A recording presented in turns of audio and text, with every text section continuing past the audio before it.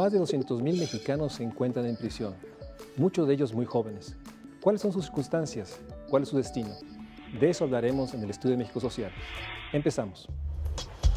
Una encuesta realizada por el Centro de Investigación y Docencia Económica muestra las principales tendencias sobre las condiciones de vida. El cuestionario, aplicado a un total de 821 internos, 726 hombres y 95 mujeres, arroja información valiosa.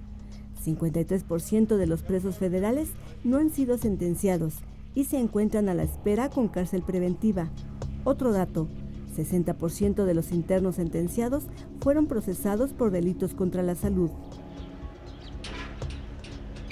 En el país hay en la actualidad un total de 12 centros penitenciarios en el ámbito federal, con una población de 19.500 internos. Una de las quejas de los reclusos se centra en la cuestión alimentaria. La mayoría de los internos, especialmente los de las Islas Marías y Norponiente, enfrentan importantes dificultades para recibir visitas.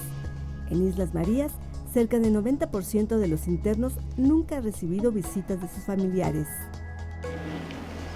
Una tercera parte de los internos dijo haber sufrido golpes en la institución por parte de custodios o de otros internos. La gran mayoría son trasladados a los centros federales sin su consentimiento. Contar con información directa sobre la población penitenciaria a nivel federal permite tener un perfil socioeconómico de las mujeres y hombres que incurren en delitos. También indica qué políticas preventivas se deben enfocar para evitar que estos hechos delictivos se repitan en el futuro. Más de 240.000 mexicanos viven en prisiones. Es una población invisible, es una población que muchas veces no se menciona. Por eso, Elena, agradeciendo que estés aquí, ¿por qué es importante hablar de la población que está en las prisiones de nuestro país? Es un tema ciertamente fundamental porque se trata del último eslabón de la cadena del sistema de justicia a donde llegan las personas que han cometido un delito. Sin embargo, dado que esto ocurre en espacios cerrados y la gente, bueno, cree que es cierto, se merecen un castigo, pero no queremos saber lo que allí ocurre y muchas veces las cárceles son mucho más parte del problema que parte de la solución. Esperaríamos que las personas allí salgan mejor y eso dice nuestra Constitución, sean capaces de reintegrarse sanamente a nuestra sociedad, de reincorporarse a la sociedad. Sin embargo, tenemos un sistema con múltiples deficiencias que no permite esto y que lejos de hacer posible esta reintegración, se convierten en espacios donde muchas veces son más bien para la reproducción del delito o para hacer mucho más graves las heridas. En fin, hay una gran cantidad de problemas que ojalá podamos discutir acá el día de hoy para ver lo que hace falta hacer para que las prisiones realmente logren cumplir con la función, con la misión que desearíamos y para la que están siendo preparadas. Y que no sean solo un espacio para aislar a mexicanos que sí han cometido un delito y que están ahí. ¿Cuál es tu percepción de por qué es tan difícil que estén en la discusión de cómo logramos que estas prisiones se conviertan, como bien dice Elena, en lugares para sí pagar una condena, pero también que generen capacidades para reinserción?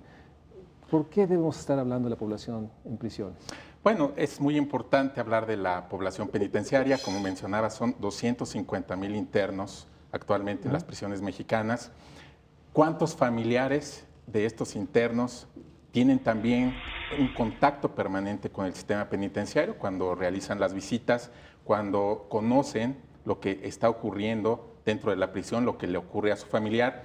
Estamos hablando de cientos de miles de personas que de alguna forma están vinculadas con el sistema penitenciario. Hemos equivocado el camino en materia penitenciaria, tenemos un enfoque totalmente erróneo como país, porque vemos a la prisión como un espacio prácticamente hermético en el que la sociedad mexicana no debe interesarse, sino que una vez que es dictada una sentencia o una decisión de la autoridad para que una persona sea ingresada ahí, pareciera que la sociedad debe desinteresarse del destino de esa persona. De modo que es importantísimo este tema porque la prisión es un espacio público y concierne a todos los mexicanos saber qué es lo que ocurre dentro de ¿Cuántas eso. mujeres hay dentro de estos 250,000? Porque también hay población muy joven adentro. 11,000. ¿No? 11,000 mujeres dentro de estos 250,000 internos. Y me imagino, Elena, que las condiciones de las prisiones para mujeres y hombres deben ser muy similares.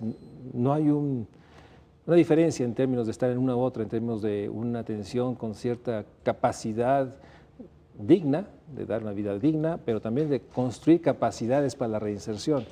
Sí, yo creo que hay problemas en ambos casos y también por el hecho de que no se ha logrado construir un sistema penitenciario como tal, con políticas y normas y prácticas homogéneas, con estándares de calidad, con cumplimiento pleno de derechos.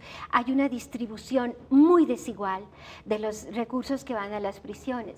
La gran mayoría de los recursos se han estado gastando en los últimos años solamente en las prisiones federales, que son para un total de 45,000 personas, aunque ahorita solo hay 20,000 allí. Pero los otros 200,000 internos que están en prisiones estatales tienen mínimos recursos y enormes problemas. Son condiciones de vida verdaderamente infrahumanas. ¿Qué esperamos de la gente que tratamos de esa manera cuando los dejamos sin espacio suficiente para dormir, para sus necesidades elementales, con comida insuficiente, sin medicinas? Las medicinas los tienen que llevar los familiares, sobre todo en los sistemas estatales. Y con falta de contacto, sobre todo allí sí, en los centros federales, para la familia, cuando sabemos que el elemento básico para que un interno logre reintegrarse a la sociedad es la posibilidad de fortalecer esos lazos familiares, de devolverlo a su núcleo. Si lo aislamos, muchas mujeres que tú mencionabas están presas en las de Oaxaca, de Tabasco, de Chiapas, están presas en las cárceles del norte de la República porque fueron... Un desarraigo. Un desarraigo absoluto, por 10 años de su familia. Muchas veces ni siquiera su familia sabe dónde están y es imposible que las visiten porque no tienen manera de hacerlo. ¿Cómo podrías describir? O sea, ¿cuáles son las condiciones? Ya Elena nos dio un panorama. ¿Cuáles son las condiciones de estas prisiones? ¿Es hacinamiento? ¿Es mala calidad de los alimentos? ¿Qué pasa ahí adentro? Por supuesto. Bueno, en el sistema carcelario mexicano hay un hacinamiento considerable de cerca del 25%. Es decir, son 250,000 internos y solo tenemos 195,000 o 200,000 lugares para esos internos. ¿Qué implicaciones sociales tiene esto de estar, me imagino, en una celda para 6, 12 o 10? Digo, debe ser una convivencia muy dura. Sí, desde luego, pues tienen que compartir una celda muchísimos internos, a veces no tienen una cama para dormir, son condiciones absolutas de falta de privacidad y esto también genera fenómenos de violencia y de autogobierno dentro de las prisiones porque los internos, obviamente con cierta permisividad o connivencia de la autoridad, van formando grupos de autogobierno para regular la vida interior en función de ciertos intereses económicos. Una gran corrupción también ahí. Hay una gran corrupción, ya sea por omisión o por franca participación de la autoridad, para hacer operar estos grupos de autogobierno que comercian prácticamente con todo, con alimentos, con agua, con contacto con la familia, régimen disciplinario, es decir, todos estos fenómenos internos en la prisión están sujetos a fenómenos de corrupción. Obviamente en los últimos años, seguramente el incremento en población en prisión ha crecido, pero también tenemos un fenómeno ahí igual de duro como es cuando estas mujeres tienen niños. Me imagino que no hay condiciones para estos niños que nacen o conviven en prisión. ¿Qué tan grave es este problema? Es grave. El gobierno anterior expidió casi al final de su periodo un decreto mediante el cual permitía que los niños, que las madres que tienen hijos pudieran quedarse sus hijos hasta los 6 años en prisión. Sin embargo, no dotó a estas instituciones de las condiciones específicas para que estos niños pudieran tener los mínimos derechos, un espacio, alimentación, salud, educación, etc. Es hasta apenas hace unas semanas recientes que este error se resarció y ahora se está diciendo, bueno, si es que niños van a estar ahí, tienen que tener estos derechos. Pero ciertamente no es una opción adecuada, aunque son problemas muy complicados, porque también hay mujeres que no pueden dejar a sus niños fuera porque no hay un familiar que se haga cargo de ellos. Entonces son niños que de todas maneras están institucionalizados, y entonces ante esta realidad un poco se opta por decir, pues de que estén en otra institución a que estén en una institución con su madre. Esto varía mucho, las condiciones en cada prisión son muy diversas, no se puede homogenizar. Lo que sí se debe homogenizar, es decir, si hay niños que estén ahí, tienen que tener el cumplimiento pleno de todos sus derechos, ¿no? Y el tema, como decía José Antonio también, de la corrupción, hay cárceles verdaderamente en unas condiciones brutales, porque tan grave como es el problema de los internos, es el problema del personal.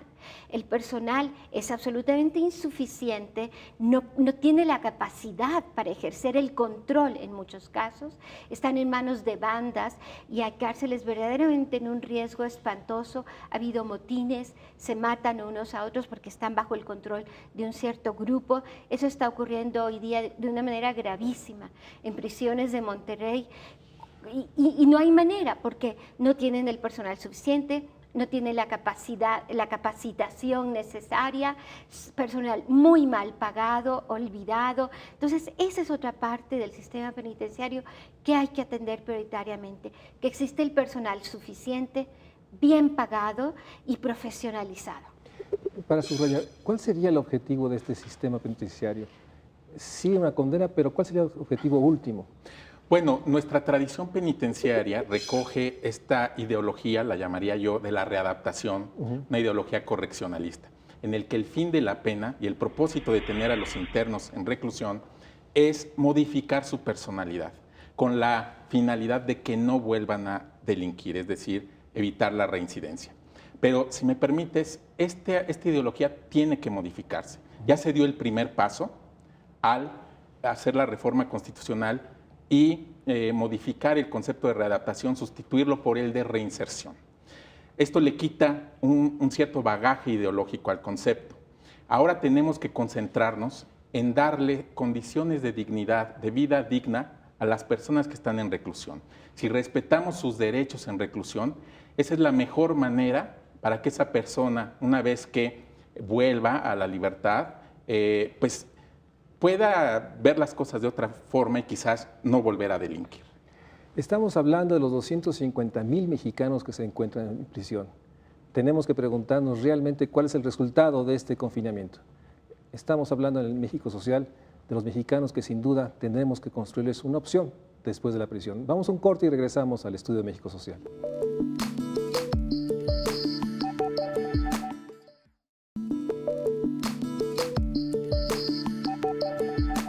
José Antonio, nos estabas hablando sobre la reinserción social.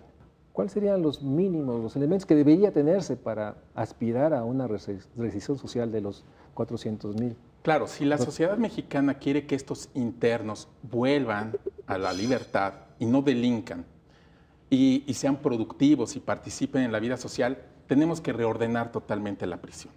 Por una parte, tenemos que hacerla más transparente, tenemos que someterla a controles, porque hoy por hoy no los tiene, me refiero a controles efectivos, tanto de tipo administrativo como de tipo judicial.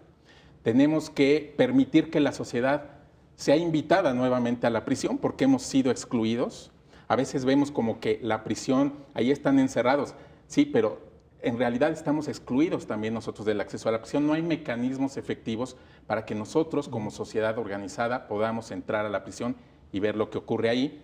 Y tenemos que dignificar la vida en la prisión. Y esto incluye un sinnúmero de cosas. Por un lado, las condiciones de habitabilidad, las condiciones de alimentación, los servicios de salud dentro de la prisión que están totalmente abandonados en la mayor parte de las prisiones, un régimen disciplinario justo y conforme a procedimientos claros, porque hoy por hoy se sanciona a los internos de forma opaca y con castigos que llegan a ser inhumanos y degradantes. Por ahí tenemos que empezar. Lo básico, lo fundamental. Eso es lo fundamental. Antiguamente no se veía así, sino que los internos son sometidos a tratamientos de tipo psicológico, clínico, con la esperanza de que modifiquen su actitud. Pero hemos pasado ya décadas de fracaso de este modelo y yo creo que la esperanza está en volver a hacer de las prisiones lugares donde existe el Estado de Derecho y se respetan los derechos fundamentales. Cuando habla José Antonio de participación, se me vino a la mente esta imagen, ¿no? Filas de familiares esperando entrar para llevar algo. Debe ser muy duro para las familias pues que tratan de ver a su familiar. Por supuesto, yo creo que esta es otra parte que no está tan visible y que no nos damos cuenta de los daños sociales tan profundos y que por eso importa que todos nos interesemos por esta problemática. Esas familias en el fondo terminan pagando muchos costos, no solo de perder al familiar que está allí, sino muchas veces de tener que subvencionar, porque dado que no les dan todos los bienes y servicios que esas instituciones tendrían que proporcionarles a quien está privado de su libertad, las familias terminan llevando la comida, las medicinas, la ropa y todo tipo de bienes que no se les están proveyendo allá adentro. Entonces, ¿qué es lo que ocurre? Está siendo una pena trascendente. Es una pena que no solamente está pagando el individuo que ha cometido una ofensa, que ha violado una ley, sino lo termina de toda pagar la familia y en el fondo es la sociedad, porque ante un sistema con todas estas fallas y con todas estas deficiencias, lo que no visualizamos es que los daños que producimos a todas estas personas, al interno y a su familia, tarde o temprano esos daños repercuten en la sociedad entera, porque no estamos dándoles una lección de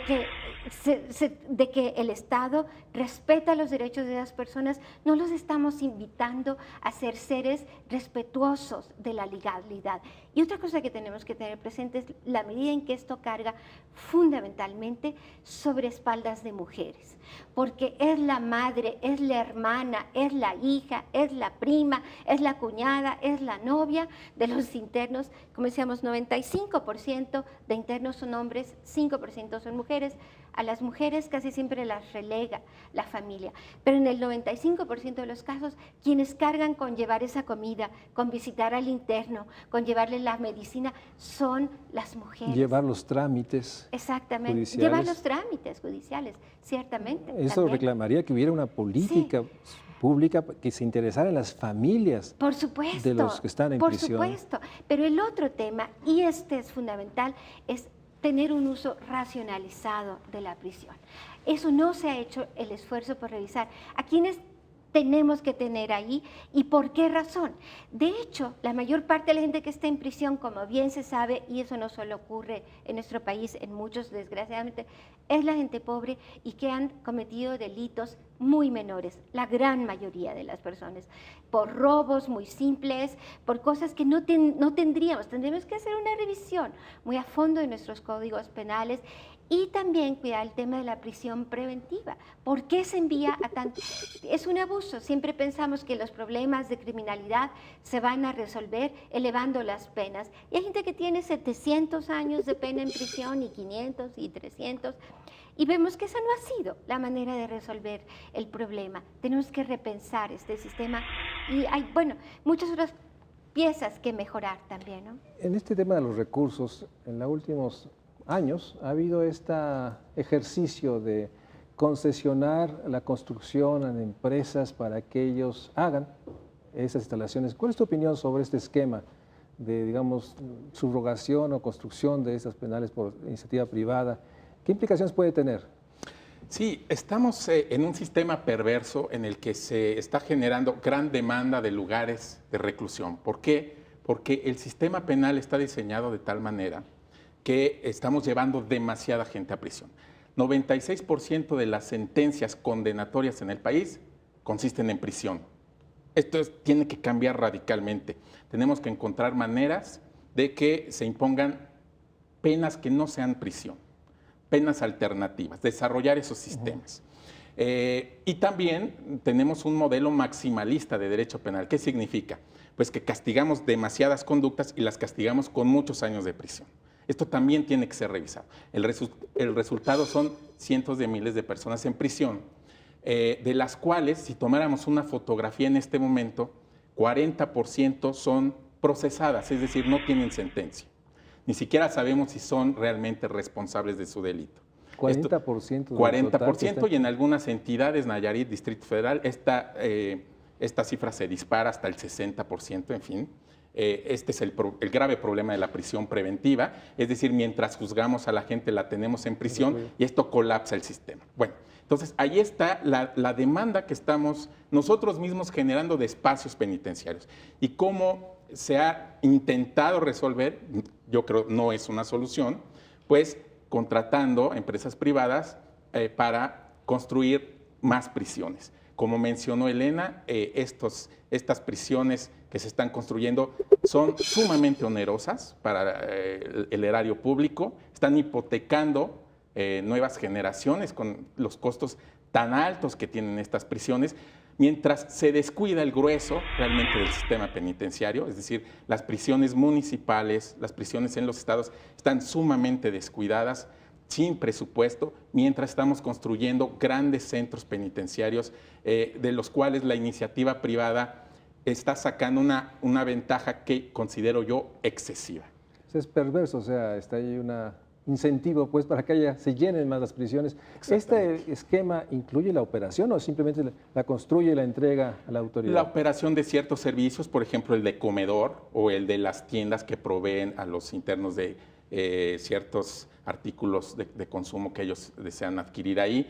En fin, se supone que el gobierno de la prisión lo mantiene el Estado, pero está delegando, concesionando ciertos servicios dentro de la prisión, lo cual también es un negocio redondo. Por ejemplo, en Islas Marías está concesionado el comedor para las 8,000 personas que hay ahí.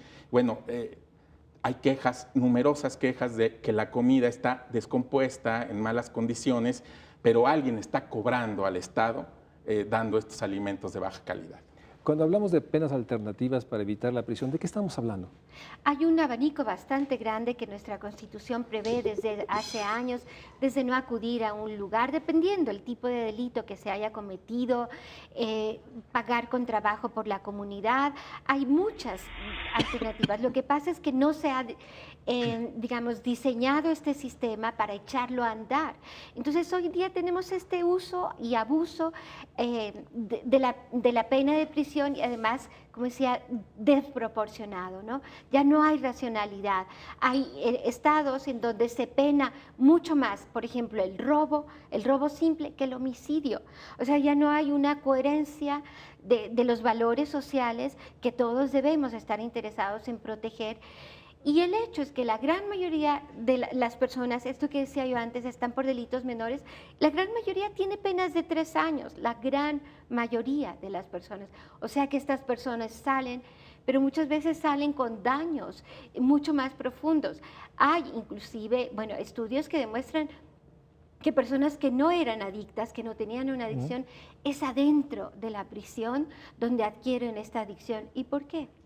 Entre otras cosas, porque es tan difícil de tolerar esas condiciones de vida que es una alternativa de poder sobrellevar esas circunstancias tan terriblemente degradantes, infrahumanas, que no ayudan, insisto, a resolver problemas, sino a generar. Entonces, esa gente que muchas veces adquiere una adicción ahí adentro, claro, sale para tener que seguir costeando eso o involucrándose más en cadenas delictivas. Aparte que sabemos de la extorsión, que la extorsión se comete desde ahí adentro porque hay corrupción, porque esos celulares se dejan pasar, sin fin de problemas. El tema de la reincidencia, ¿hay datos que nos hablen de esto, que nos dice Elena? O sea, una población que, deja poner un ejemplo, un joven que 19 años, un delito menor, lo lleva por la presión, por el abuso, se vuelve adicto y seguramente con otros problemas de salud, sale después de 3 años a los 23, 22 años, sin ningún apoyo, sin ninguna estrategia para dar una oportunidad. Debe ser muy alta la reincidencia de estas poblaciones. Según las cifras oficiales, la reincidencia es del 15%. Sin embargo, estas cifras no hay que tomarlas como la última palabra porque existe la llamada cifra negra, es decir, muchos delitos que nunca se denuncian, a pesar de que se cometen, de modo que podríamos estar hablando de personas que salen de prisión y siguen cometiendo delitos de los cuales nunca se entera la autoridad, ¿verdad? Entonces, es un poco difícil medir la reincidencia. Hay encuestas que la sitúan entre el 20 y el 30%, es decir, de esas personas que pasan por prisión van a reincidir, a delinquir nuevamente alrededor de 20 o 30%. Vamos a un corte. Estamos hablando sobre la población que se encuentra en prisión. Sin duda uno de los temas olvidados, invisibles, que requiere una reflexión profunda, muy crítica, porque estos mexicanos tienen el derecho a reconstruir su vida y su proyecto, y el Estado mexicano sin duda está fallando. Vamos a un corte y regresamos al estudio de México Social.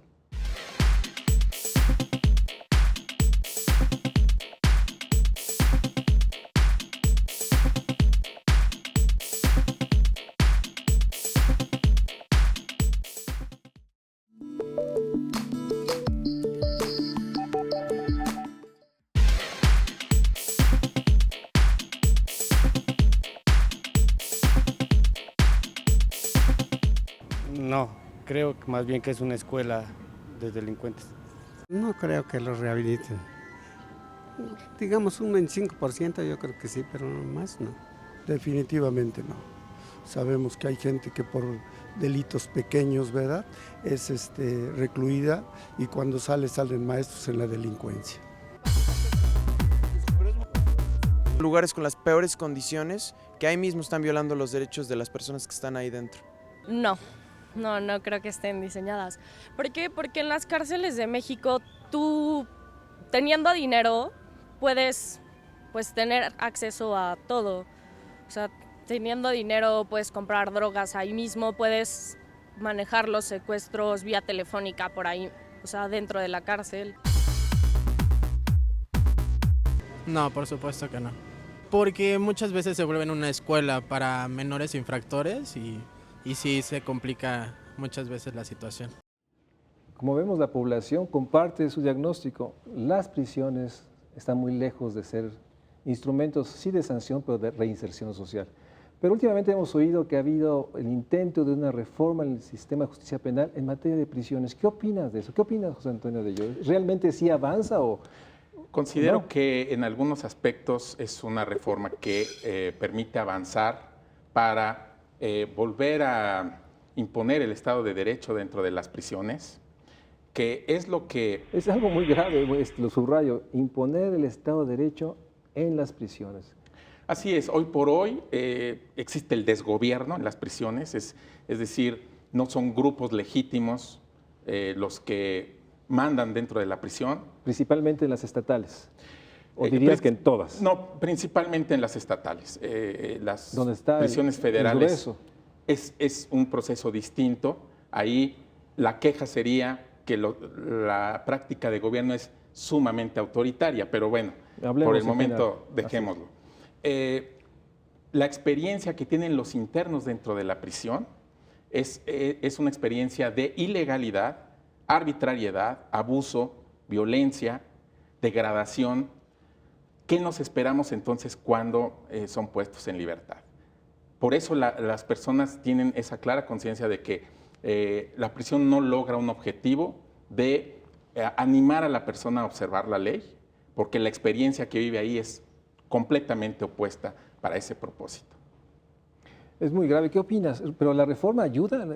¿Sí hay indicios de que a través de esta reforma se podrá mejorar el sistema de prisiones del país? Como decía José Antonio, hay partes en las que sí se podrá mejorar. Una de ellas es que prevé un menor abuso de la prisión preventiva. O sea, solo se va a prescribir la pena de prisión, o sea, en preventiva, cuando de veras se supone que es un delito muy grave, que la gente tiene los medios para evadirse de la justicia, existe una sospecha fundada. O sea, y hay una sentencia.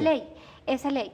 No, podría estar antes, pero solo en ciertas condiciones. Ya Bien. no se va a abusar como hoy en día 40% de la gente que está en prisión ni siquiera ha transcurrido el juicio y la gran mayoría logra salir, pero ya se le hizo Ya vivió un una daño experiencia traumática. tremendo, exacto. Y la otra parte en que podría ayudar es esta figura que mencionaba José Antonio en el corte de los jueces de ejecución de sentencia, que quiere decir que es el Poder Judicial ahora el que debe regular la estancia de las personas en prisión, porque hoy en día son los propios, el Poder Ejecutivo, los poderes administrativos los que deciden, pues este ya tiene mejor conducta, ya se ha readaptado, ya puede salir, le dan beneficios a juicio del personal de la prisión, y esto se ha prestado. O sea, hay una figura en cada prisión que es la que decide este tipo de... Sí, ya se ha readaptado, entre comillas, porque ya no se debe usar esa expresión. Y entonces, pero eso se presta a un manejo de corrupción también. Claro, muy discrecional. Muy discrecional, muy discrecional, y es un coto de poder, se sabe del personal de las prisiones, que es todo un sistema perverso, porque, insisto, si tuviéramos funcionarios penitenciados bien pagados, que pudieran tener una carrera penitenciaria atractiva, pero hoy día, ¿qué estudiante que estudia en las carreras de Derecho tiene como mirada ir a trabajar a la prisión? Ninguno. No es una carrera atractiva, porque, insisto, son salarios verdaderamente de miseria. Entonces, como que son muchas cosas encadenadas. Yo diría que esto de que exista un juez por fuera que va a regular esto, pues puede solucionar una parte del problema, pero otra cosa que tenemos que pensar es cómo es posible que las comisiones de derechos humanos nos hemos dotado un sistema público de defensa de derechos humanos, y ellos tienen atribuciones para entrar a las prisiones, para ver lo que ahí ocurre, y estas instituciones rinden un informe tras otro, reportando todo lo que mal sucede allí y no se corrige. Entonces, ¿para qué nos hemos dotado de un sistema público que, entre otras cosas, nos sale bastante costoso, si las propias autoridades no están dispuestas a hacer caso a las recomendaciones que eligen y dicen, usted está incumpliendo? En Estados Unidos, en el estado de California, la Suprema Corte ordenó liberar 40,000 internos porque dijo las condiciones en que esos 40,000 internos están no son legales, no son dignas, y puso en libertad 40,000 personas. Y han estado cerrando un montón de cárceles en Estados Unidos, claro que hay también por razones económicas, no solamente humanitarias. ¿En qué estado está esta reforma? ¿Sí va a ser implementable? Sí, digamos, por supuesto. La reforma constitucional de 2008 incorporó esta figura de los jueces de ejecución.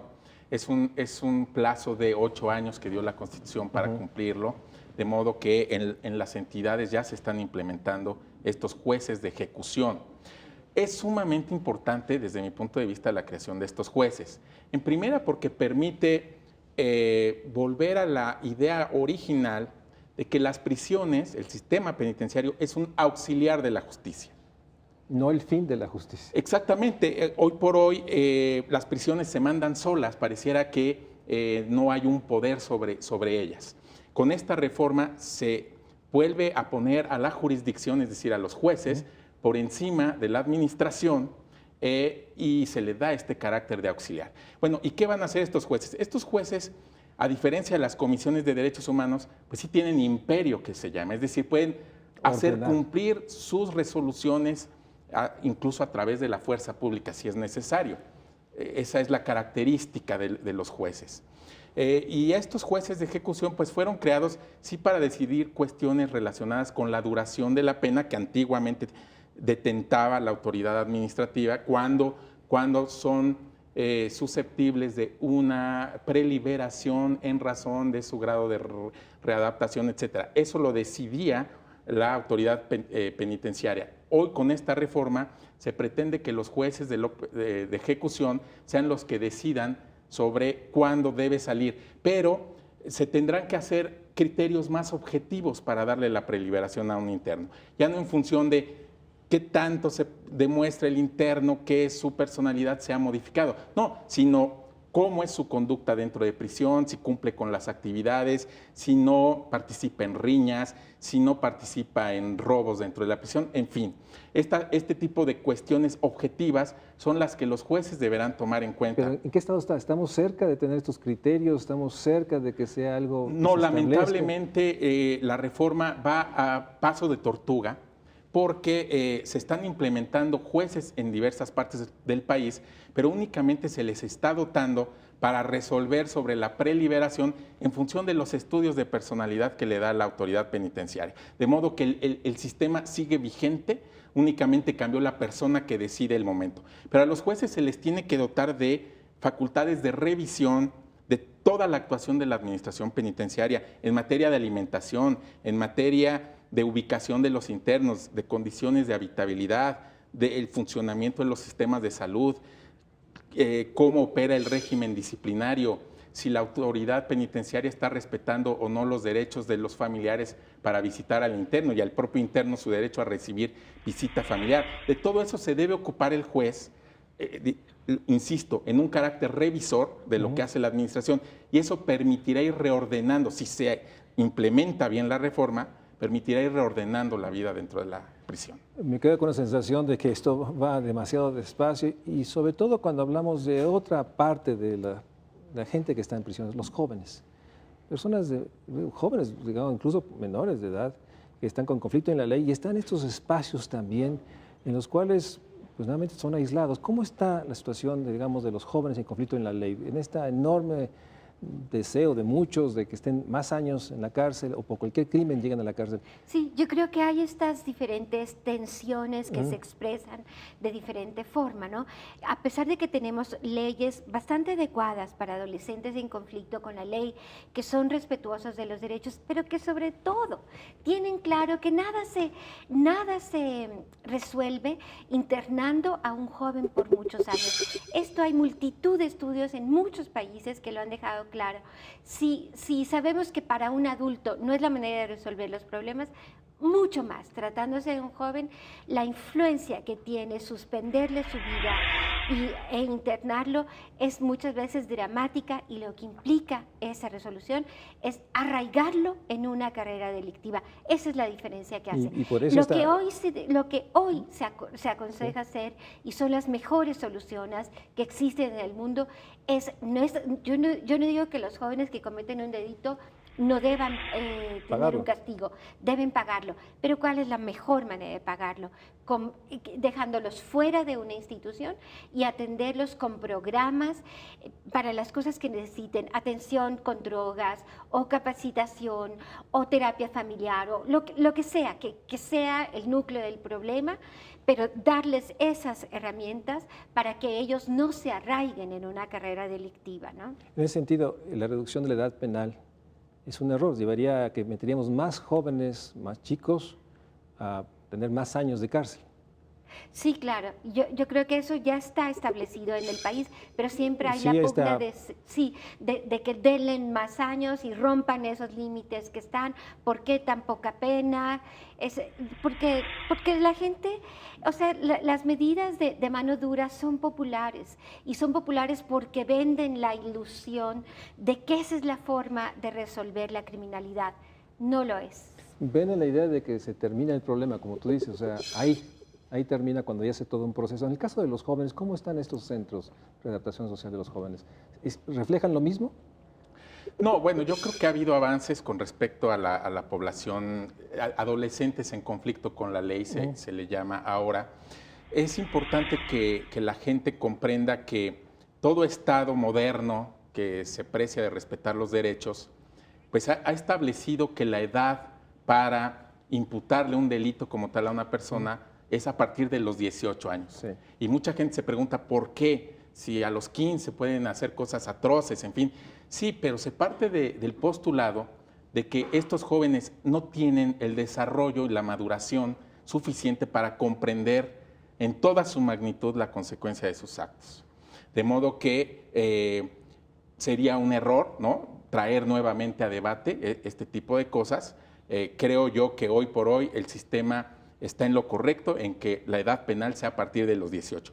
Y los jovencitos que cometen conductas previstas en los códigos penales y que son menores de 18 años van a estos centros, donde, bueno, obviamente también hay problemas de habitabilidad, de respeto a los derechos humanos. También hay autogobiernos dentro de estos centros, pero hasta donde yo conozco, la situación no es tan grave como en las prisiones de adultos. Vamos a un corte, estamos hablando sobre los mexicanos los y las mexicanas que se encuentran en las prisiones, sus circunstancias, la realidad de que el Estado mexicano tiene mucho que hacer para garantizar los derechos de esta población que sin duda está cumpliendo una pena, pero tiene que tener capacidad de poderse reinsertar. Vamos a un corte y regresamos al estudio de México Social.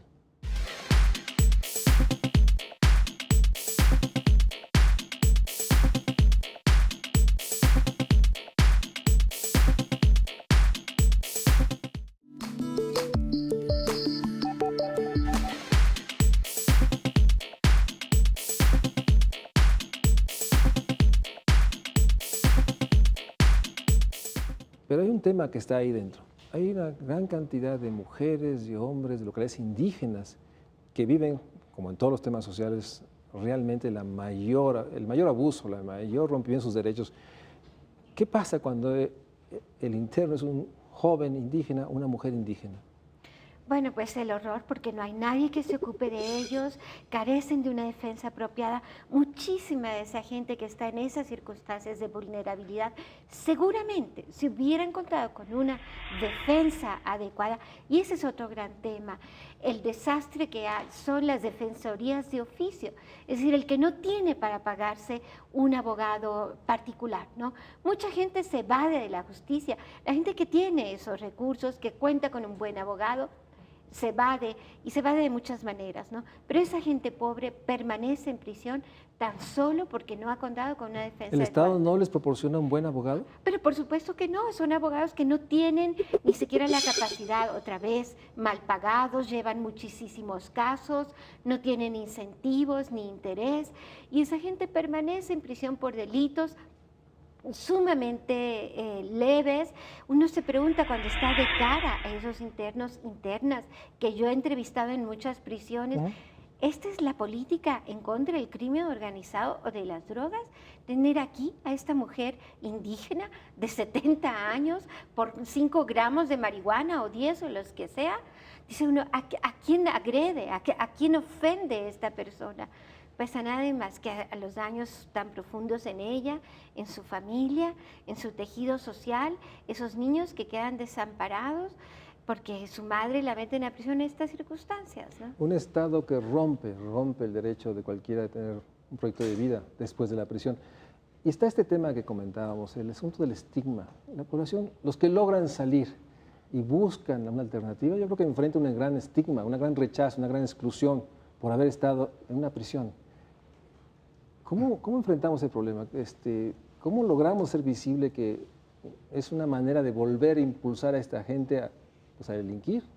Bueno, por supuesto que se necesita hacer trabajo de tipo educativo y cultural con la población para entender que estas personas, pues una vez que son devueltas a la sociedad en libertad, pues tienen los mismos derechos que nosotros. Es decir, ellos ya pagaron su culpa, son personas que si bien delinquieron, están también ávidas de trabajar. Esa es una cosa que rara vez se dice, que en las prisiones el 60 o 70% de los internos solicitan actividades para laborar y no existen dentro de la prisión. Entonces estas personas van a regresar a la prisión pues buscando oportunidades para recuperar su vida, de modo que hay que verlos como tales. Bueno, es muy importante, creo yo, para el auditorio, comentarles que estamos a tiempo todavía de recuperar el sistema penitenciario del país, pero necesitamos tomar medidas urgentes. Ya se dijeron varias, una de ellas es despresurizar, quiere decir tener menos gente en la prisión, y esto se logra a través de disminuir los supuestos para la prisión preventiva, es decir, que la gente mientras está en juicio, la mayor parte esté en libertad y solo excepcionalmente estén en la prisión, como lo dicta ahora la Constitución, aunque no se cumple, y que las penas y los delitos también sean revisados, porque hoy por hoy una buena parte de los internos sale a los 3 años, 60% de los internos sale a los 3 años. ¿Qué nos dice este dato? Que la mayoría cometen delitos no graves. ¿Por qué los tenemos en prisión entonces? Pues porque no tenemos un sistema desarrollado de penas alternativas. Entonces, por ahí tendría que ir la obligación de la autoridad de desarrollar estos sistemas. Y termino con esto, tenemos que someter a la autoridad penitenciaria al escrutinio social, pero de forma regulada en la ley, no como una concesión graciosa por parte de la autoridad. Tenemos que someter a la autoridad penitenciaria a los jueces para que ellos puedan revisar quejas por parte de los internos y de los familiares sobre lo que ocurre en prisión. Y tenemos, por último, que hacer de la prisión un lugar donde se observe rigurosamente la ley y quien no lo haga, sea funcionario, sea custodio, sea interno, asuma las consecuencias. Esos son los 4 pasos a seguir. ¿Hay alguno más, Elena, que debíamos incluir, o sea, en términos de cómo resolver este enorme, yo diría, enorme dilema y enorme drama social que nos está llevando a que nuestras prisiones se conviertan en espacios de la violación más completa de más derechos de estos mexicanos que sí delinquieron? ¿Qué más? O sea, ¿esas son las 4 opciones que tenemos en esa prioridad? Sí, yo diría que son, y sí creo el actual gobierno ha hecho algo adecuado, que ojalá lo haga de manera suficiente, con convicción, con voluntad. Está poniendo el énfasis en las políticas de prevención del delito y también en ciertas comunidades, trabajando con esta población que sale de prisión, justamente para ver en qué condiciones. Hay programas lindísimos en otros países que están atentos. Cuando una gente sale de prisión, se le recibe en su ¿Aquí comunidad. ya tenemos algo? O sea, se está comenzando a pensar en esos programas, o sea, ojalá que de veras se lleven a cabo y que den los resultados. Se está pensando en hacer programas incluso también con los adolescentes en conflictos con la ley. Se están trabajando en estas políticas de prevención en 87 municipios del país. Entonces son cosas que no van a tener quizás un efecto de manera inmediata, pero ojalá que con convicción y que se pongan los recursos necesarios en las prisiones, como decíamos, para suplir todas estas carencias, para el personal de las prisiones y el control de los recursos, que es importantísimo, porque muchas veces se dice, bueno, ¿y para qué les van a dar más dinero? ¿Para corrupción? No, si hay un uso bajo control de los recursos, con rendición de cuentas, con transparencia, con sistemas de profesionalización, son todas estas piezas que son necesarias. No es una sola la que nos va a dar la respuesta a todos estos problemas tan amplios, tan complejos, pero tenemos que ir avanzando en todos estos lados de manera paralela para poder ver un cambio significativo, que las penas signifiquen eso, una manera de resarcir un daño, pero que regresen a la sociedad y que seamos capaces de reintegrarlos. ¿Y en los estados? O sea, este planteamiento, ¿cómo logramos que los estados lo implementen? O sea, si uno de los temas son estas prisiones estatales, que digamos están más lejos que todas, ¿hay este planteamiento, hay instrumentos del gobierno federal para imponer, obligar que las prisiones estatales cumplan estos mínimos? Claro que sí. Bueno, así como ahora se está pensando en el Código Penal Único para unificar ciertos criterios a nivel nacional y que no los estados regulen de forma tan poco uniforme, pues así también se puede pensar en legislación de tipo penitenciario que sea aplicable en todo el territorio nacional. ¿Proyecto está? Hasta donde sé, sí existe un proyecto en el Senado de una ley general de derechos de la población penitenciaria y que se impondría por igual a todas las entidades. Esto es muy valioso si se logra, porque entonces ya no queda al arbitrio del Congreso local o del gobernador cómo maneja sus prisiones, sino que tienen que cumplirse ciertos estándares de respeto a los derechos y de legalidad para atender a estas prisiones. Pero tenemos otro tema que está erosionando brutalmente toda la justicia, este proceso de construcción de policías o grupos de justicia en comunidades que no solo están buscando acabar con el crimen, también están sancionando. Entonces hay comunidades, localidades que están creando sus propios sistemas de justicia.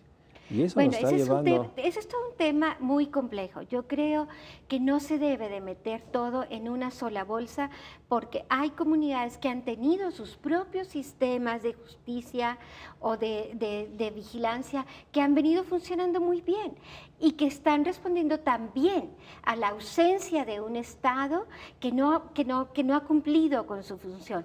Y no deberíamos criminalizar el interés de una comunidad por cuidar a sus ciudadanos cuando el Estado no lo ha estado haciendo. No debemos criminalizarlo. Sí, hay grupos que es verdad que adoptan esta faceta y que están ligados a la criminalidad, pero es una diversidad de grupos muy amplia y no debemos meterlos todos en el mismo saco y digamos, proscribirlos a todos por igual.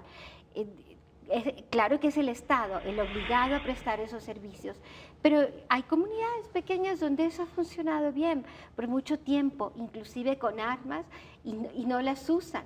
Entonces, eso es Habría que verlo con mucho detalle. Exacto, sí. Pero también tenemos un problema de los recursos humanos. Tengo la impresión que dentro de eso también está el problema de que no tenemos recursos humanos profesionales, que además debe ser una actividad en que pues pocos servidores públicos, me imagino, desearían estar. Entonces hay también una parte de dignificar, profesionalizar. Por supuesto. ¿Cómo está la situación de recursos humanos responsables? Ya nos mencionaste que hay corrupción, que no hay reglas claras, sí, no se permite, pero también hay un problema del recurso humano que tenemos a cargo de estos reclusos. Por supuesto. Bueno, en las prisiones el personal está compuesto por una parte de custodios o personal de seguridad y custodia que definitivamente tienen condiciones de trabajo adversas, bajos salarios, corrupción también por parte de sus superiores, violencia, en fin. Tenemos que poner el ojo en el personal de seguridad y custodia para profesionalizarlos, creando y fortaleciendo un servicio civil de carrera para este personal a la manera que se hace con la policía. Es decir, adiestrarlos en todo lo que tiene que ver con uso de las armas, etcétera, pero también el trato para evitar exceso en el uso de la fuerza, para saber pues, interactuar con la población penitenciaria y con los familiares, observando los derechos humanos. Otra parte del personal penitenciario está compuesto por lo que es llamado el personal técnico o profesional, es decir, los médicos, criminólogos, antropólogos, abogados, psicólogos. Este personal está hoy por hoy enfocado básicamente en hacer el estudio de la personalidad de los internos y en dictaminar si estos internos vienen o no modificando su personalidad con miras a obtener un beneficio de preliberación. Este personal es sumamente importante, pero creo que hay que reorientar su trabajo. Por una parte, hay que enfocarlos a que vean su actividad como un servicio al interno y no como un poder sobre el interno para yo calificar su personalidad, sino como un servicio de apoyo, porque la situación de encierro es sumamente difícil de sobrellevar, de modo que no hay por qué despedir a ninguno de estos personales en un nuevo esquema, sino reorientar su labor para que puedan verse como proveedores de un servicio a estos internos. Y por supuesto mejorar sus condiciones también de trabajo. Estamos hablando de personal profesional que tiene bajos salarios, cargas exorbitantes de trabajo con respecto a la revisión de los expedientes de los internos, en fin. Entonces hay que liberarlos un poco de eso para que realmente se enfoquen en apoyar los procesos de los que viven los internos dentro de la prisión. ¿Y los directores? Por encima está ya el personal directivo, ¿verdad? Bueno, lamentablemente es un puesto que nadie quiere, ser director de una prisión, a menos que se vea como un lugar donde se van a obtener prebendas, ¿verdad? Entonces hay también que redignificar esta labor. Obviamente hay que introducirlo en una carrera profesional para que no sea por un nombramiento directo de funcionarios de los estados. Así es. Bueno, llegamos al final de este programa de México Social. No hay duda, una población invisible que tiene que estar en el centro de reflexiones sobre la justicia, sobre los derechos, es la población que está en las prisiones. Yo agradezco mucho a los invitados que hayan podido mostrar la complejidad, la urgencia y nuevamente la necesidad de acabar los procesos e iniciar cuanto antes. Estos miles de personas que están, de mexicanos que están en las prisiones, tienen el derecho, a una vez cumplida su sentencia, a construir un proyecto de vida. Es un tema, sin duda, central en un México social. Muchas gracias por estar en el estudio. Gracias. Gracias. Muy bien, muchas gracias.